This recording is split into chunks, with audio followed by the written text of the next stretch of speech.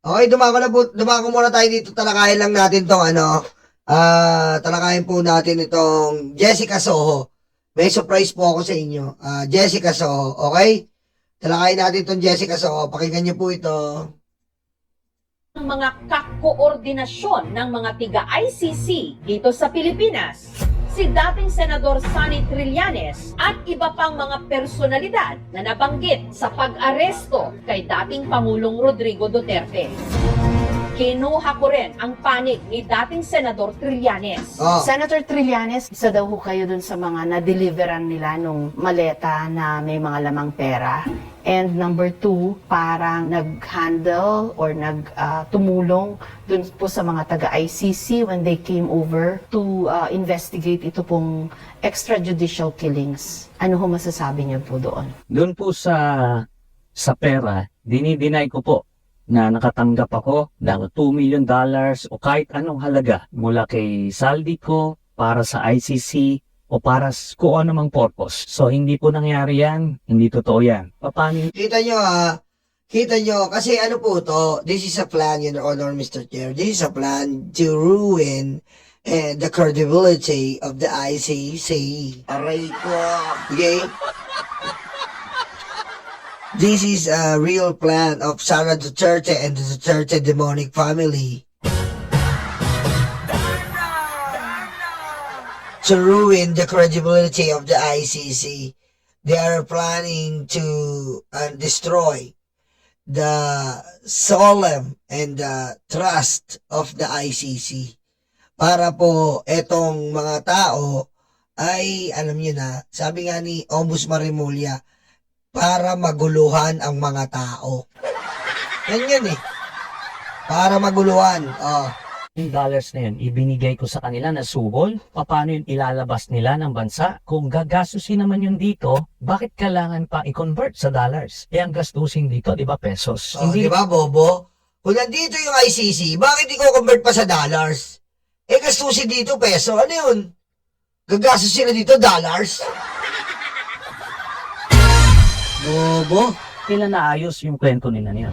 Pero kung titignan mo yung pagbabantay nila dun sa ICC, per se, wala akong illegal dun. Assuming sila nga yung nagbantay. Pero ang mali na ginawa nila, nung sila ay naging security, dapat pinapangalagaan nila, binabantayan nila yung buhay nung kanilang binabantayan. Pero ang ginawa nila, in-expose nila yung identity, pinictura nila, pati yung testigo. Anong purpose nun? Para matunton ng mga bata ni Digong, pagka nakuha nila yan, di wala na magtitistigo doon. Alam niyo yung ginawa ko nila na yan, violation yan ng Article 17 ng Rome Statute. Ang kaso po dyan, obstruction of justice. Dahil nilagay nila sa peligro yung buhay ng mga investigador at lalo na yung buhay ng mga testigo. I want to make it clear, ma'am, that they are not claiming na nakita nila na yung 2 million ay binigay kay Sonny Trillanes. Naku, ito na naman si Baligot! Baligot! Ang pinakasinungaling. Kung nabubuhay lang si Miriam Defensor Santiago, niyari ka na naman. Aray ko. Okay, sa ICC, wala po silang sinasabi. Wala kayong nakitang ganon. Yun lang ang narinig nyo at yun ang napagkakaalam ni Mark at saka ni John Estrada. How about attending yung meetings daw na nandun si Zaldico, si Speaker Romualdez? Wala pong mga ganyang mga meetings. Wala pong mga ganyang mga meetings. Ang ginagawa kasi nila, como ngayon nasa hot water si Saldico, parang madampian ka lang ni Saldico para nasa impyerno ka na. Tama. Si Saldico, isang prominent na Bicolano na politician. Ako, coming from Bicol, so we run in the same community. Kakilala ko po yan. Yung abogado niya, abogado po rin. Meron kaming ugnayan even before 2022, probably 2013. Ano po ang issue dyan sa ugnayan na yan? Is that a crime? Klaruhin ko lang po ha, yung sinabi niyo ho kanina, for emphasis lang po. Si Trillanes, as far as they are concerned, nakita lang nila sa meetings, tama po? Hindi lamang po yun. Nakita rin nila, nabibigyan siya ng pera, nadedeliveran siya ng pera. Tila naging taliwas ito sa nauna nilang pahayag na hindi raw nila nakitang inabutan ng pera si Trillanes. Kita mo na? Ngayon, naabutan na. Nakaraan, hindi. Falsus demonius, falsus impactus yan.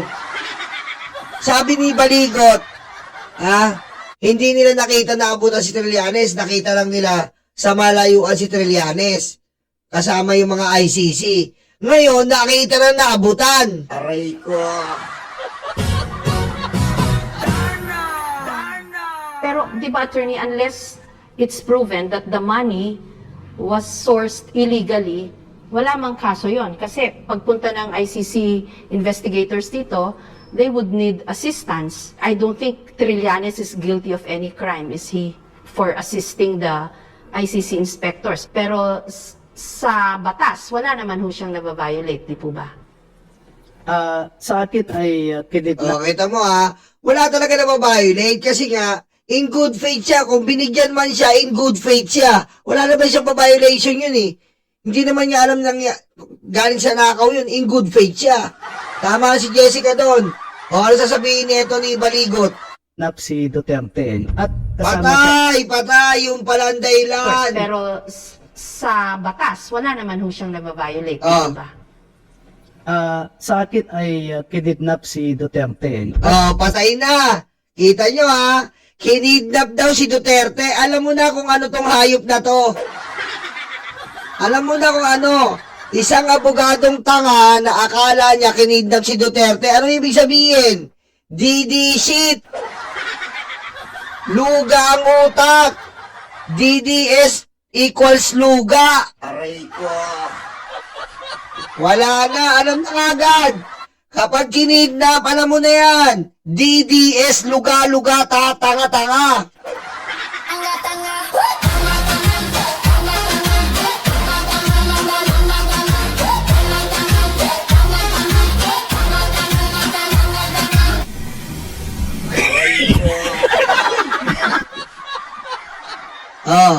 Kasama siya sa conspiracy for the rendition of Duterte sa Netherlands. That is a crime. Kidnapping. Tinanong ko po si attorney. Kita mo, crime daw, kidnapping. Kung di ka ba naman bobo, may warrant of arrest. Nag-i-hearing ngayon. May kidnapping bang inihiring? Pero po ba kidnapping ang inihiring? Tapos, nagbabayad sila ng 150 million. Nagbabayad ang mga Duterte ng 150 million kada buwan para lang sa kidnapping. Kukuha ka pa naman ng lawyer.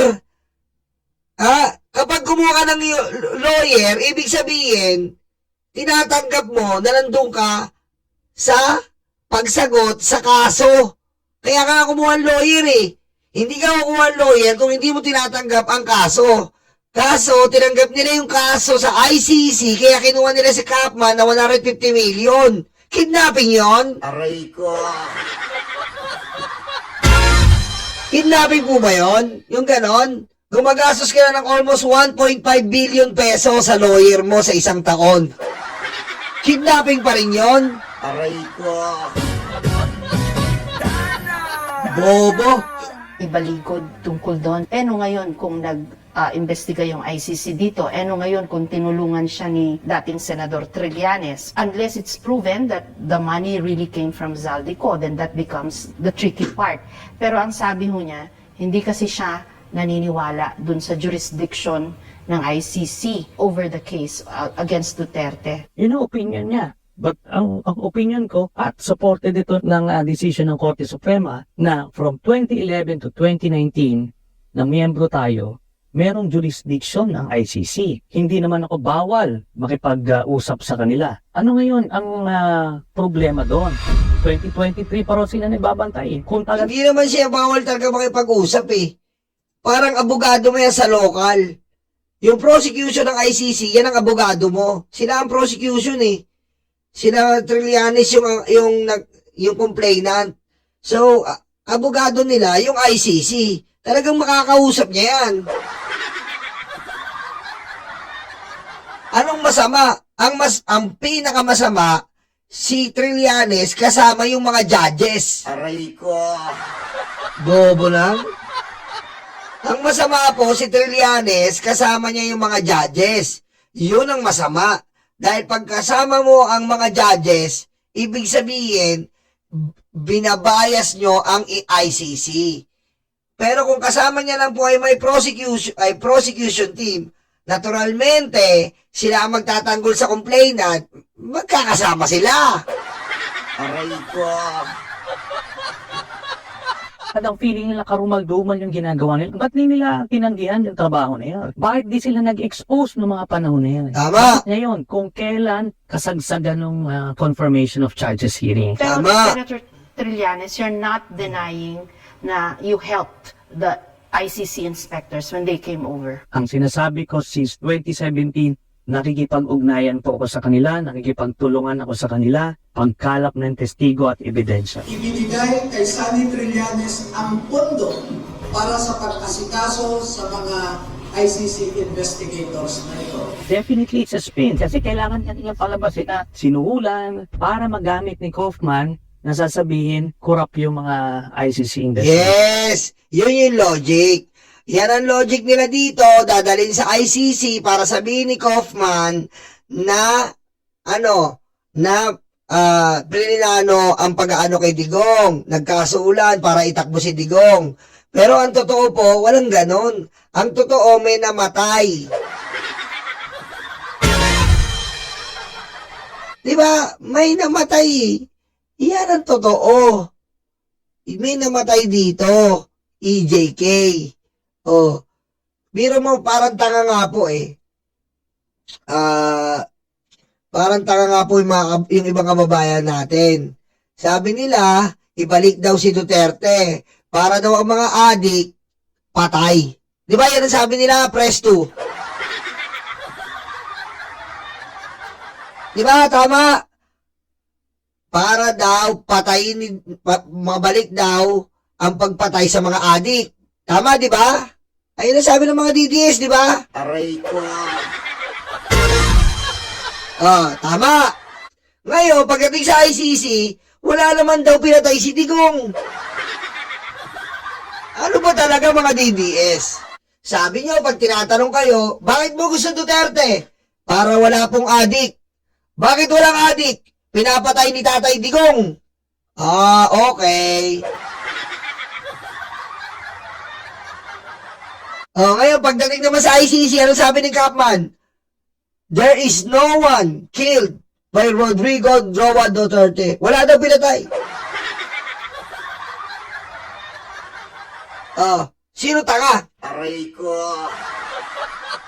Pinababalik nyo ang Duterte para patayin na yung mga adik, ubusin. Ngayon, nandun naman tayo sa ICC, wala namang pinatay si Digong. Ina nyo, bobo!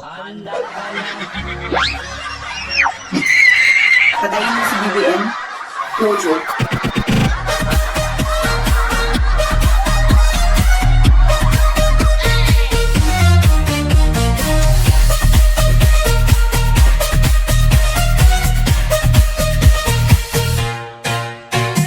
Diretso. It was probably to request for a mistrial kasi talagang pananabutahe yung ginawa eh. I will not let that happen dahil para masabotage nila yung posisyon ICC. na hinahanap namin.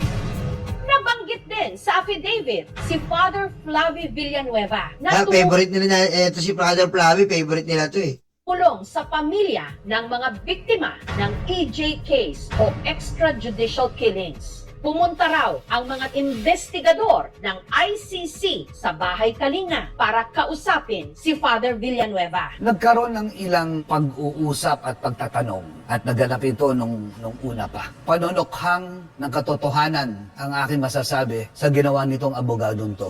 Bawat buhay na namatay at pinatay nung panahon ni Rodrigo Duterte ay may dangal, may kwento, may kasaysayan. Huwag natin maliitin ang buhay ng bawat Pilipino.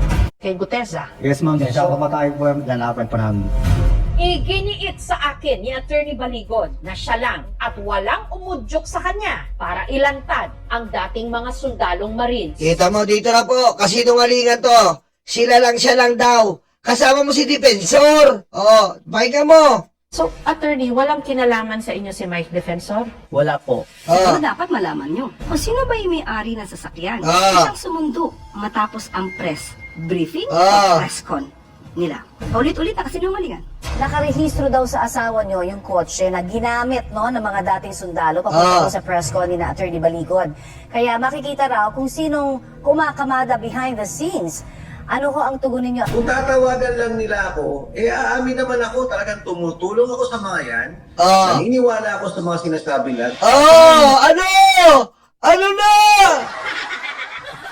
Ano ba, Mike Defensor? Akala ko ba hindi mo kilala? Ang daming interview ngayon. Tumutulong ka na. Ano? Ano? Yari ka ngayon kay Trillanes, hayop ka. Bibigat na tanong. Sino ba ang nag-pondo dyan sa mga yan? Sino nag-organisa sa kanila? Sino yung mastermind dyan? Sino yung nag-facilitate nung... Gusto niyo ba malaman kung sino mastermind? Gusto niyo? Type mastermind. organize ng buong press ko? Mabibigat na ano yan. At malalaman yan. I tell you, pagka inimbestigahan na itong mga to, yung 80 na sundalo niyan, pag hiniwa-hiwalayin at tanungin, bakit yan bibigay? Wala kayong political party or any big political personality who's behind you? Wala. If the insinuation is that this is for the Dutertes, no. Kasi identified kayo kay Duterte. November, kinausap niya ulit ako. Sabi niya, attorney, Sige pa, damihan yung mastermind para ganahan ako, tsaka mag-like na kayo. Mainit ulo ko. sumama ka sa akin, senador kita. Ah. Halika, tinaas niya kaagad yung kamay, tinawag niya yung netratista, pak, po, gamitin mo na yan na Style mo, baligot. Yari ka ngayon. campaign. Si Duterte walang kinalaman ho dito sa paglantad po nitong 18 ngayon. Yes, ma'am. And I can put in the line my license as a lawyer. Wala naman kami pakialam sa license mo eh. Matagal na dapat tanggal yan eh. Aray ko. Or even my name and reputation. Si Vice President, tingnan niya ako kilala. Hindi pa kami nag-uusap ni minsan. Talaga lang ha. Talaga lang ha. Nung si PRD ang nakaupo bilang presidente ng Pilipinas, Nung si PRRD daw nakaupo ng presidente ng Pilipinas. nakikita po natin na wala pong nangyayaring masama. Wala daw Pero naman. ngayon, nakakatindi. Although mga bata, nire-rape ng mga animal ng mga rapist na yan. Mga adik. Lumantad na Sisihin mo sila digong, sila supplier ng droga. Aray ko. yung mga adik. Wala nang ako sa PBBM. Unahan ko na yung mga mangiintriga sa inyo. Baka DDS kayo. Hindi po, ma'am. Oh, Hindi ba't ba pinandidirian maging DDS? Tinanong ni Jessica, baka DDS kayo? Hindi po. Eh ano kayo? Ba't pinandidirian niyo yung maging DDS?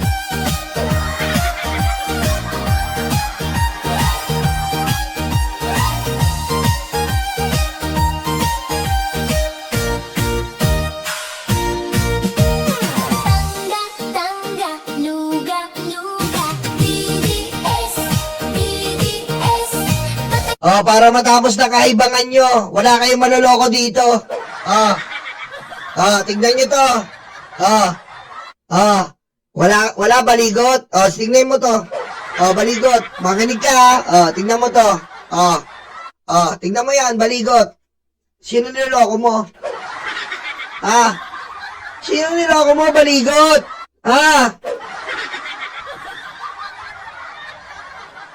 Sino niloko nyo? Sabihin nyo kay Sarah, galing-galingan niya. Kahit tumawag pa siya ng Departments of Foreign Affairs. Hindi kayo DDS talaga dinidinay nyo. Ano kayo? Aray ko. Kilala nyo na kung sino ngayon ang mastermind. Tignan mo to. Yung umarap na 18 Marites. Tignan mo yung bodyguard ni Sarah. Sarah, nasosobrahan ka na sa S. Departments of Foreign Affairs. Ano mo ba tunay gusto nyo? Aray ko. Kita mo? Bodyguard ni Sarah yung mga yan. Yan ang pinagloloko nyo. Anak ka ng po. Siya sabi ko sa inyo Wala na kayong manloloko dito. Kaya nga sabi ni Ping Lacson, ang sabi ni Ping Lacson, walang kwenta. Ayan eto si Kulugo, ayan sapul!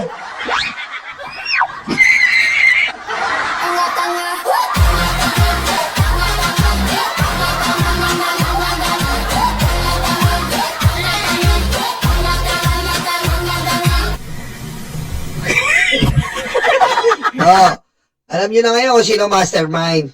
Sara, tama na. Nagpapaiyot ka na nga lang sa bangko. May bago ka na namang issue. Puro na lang kayo fake news. Puro kayo intriga. Ano yan? Pag nanalo kayo, anong gagawin nyo sa Pilipinas? Gagawin yung puro fake news. Kunyari, ginawa nyo to, hindi naman. Diyan na lang kayo nabubuhay sa fake news para mapansin kayo.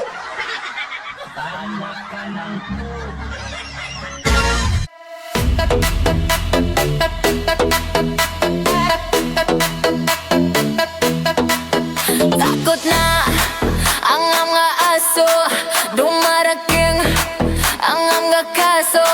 Sila ay sinusundo na, dadalhin sa tatay nila. Aray waranto, takbo na bato, takbo na bato, takbo na bato. Aray waranto, bakit na bongo, bakit na bongo, bakit na bongo. Aray waranto, takbo na bato, takbo na bato, takbo na bato. Aray waranto, bakit na bongo, bakit na bongo, bakit na bongo.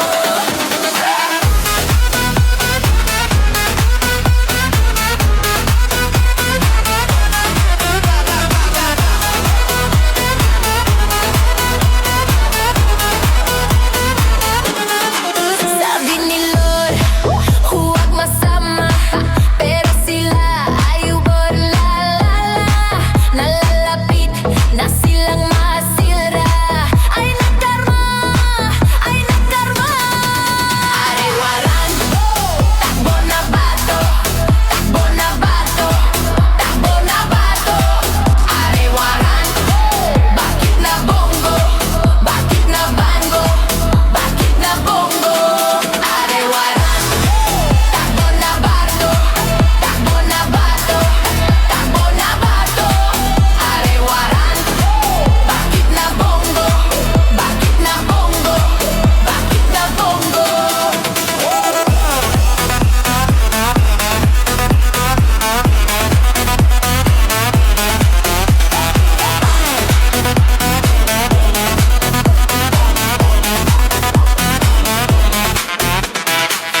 De, utakluga, de, stanga-tanga, de, utakluga, de, stanga-tanga, de, utakluga, de, stanga-tanga, de, utakluga, de, stanga-tanga.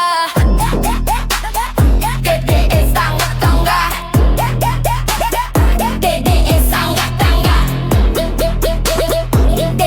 stanga-tanga.